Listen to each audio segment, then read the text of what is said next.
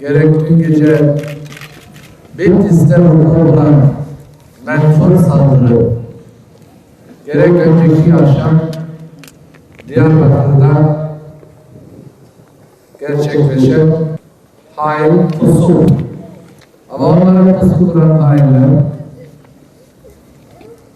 onlara ateş eden hainler, Türkiye'nin huzuruna, Türkiye'nin barışına ve 76 milyon milletimizin aslında hem büyük bir arzuyla hem büyük bir fedakarlıkla gerçekleştirmeye çalıştığı, kalıcı bir barışa dönüştürmeye çalıştığı çözüm sürecini zehirleme teşebbüsü bu. Gerekçeleri olursa olsun hiçbir makul, hiçbir kabul edilebilir gerekçesi de olamaz mı?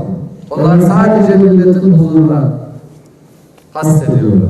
Biz bu ülkede yaşayan 76 milyon vatandaşımızın huzurunu, barışını, selametini tesis etmek ve bunu kalıcı hale getirmek için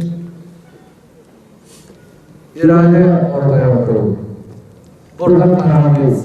Birkaç eşyanın bunu zehirlemesine, bunu engellemesine de fırsat vermeyeceğiz. Biliyoruz ki Türkiye'de yaşayan Kürdü de, Türk'ü de, Arap'ı da, Çerkez'i de, bütün vatandaşlarımız bunları nefretle karşılıyor. Bu hadiseleri nefretle karşılıyor. Bitlisliler'de, Diyarbakırlılar'da, Urfalılar'da bu hain saldırıları, bu taciz durumunu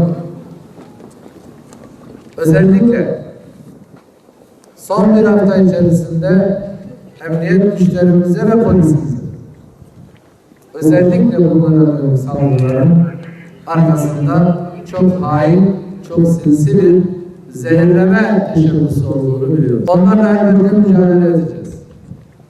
Anladıkları, anlayacakları dilden. Bu mazlumlara yaralarını sarmak, acılarını ve ağrılarını indirmek için ellerinden geleni yapıyor. Türkiye'nin bu tutumundan, bu davranışından, güvenlik kuvvetlerimizin bu kadar âlicenab, bu kadar ameliyatperver ve bu kadar misafirperver olmasını içine sindiremeyenler. Bu saldırılar barışa, huzura, insanlığın vicdanına yapılan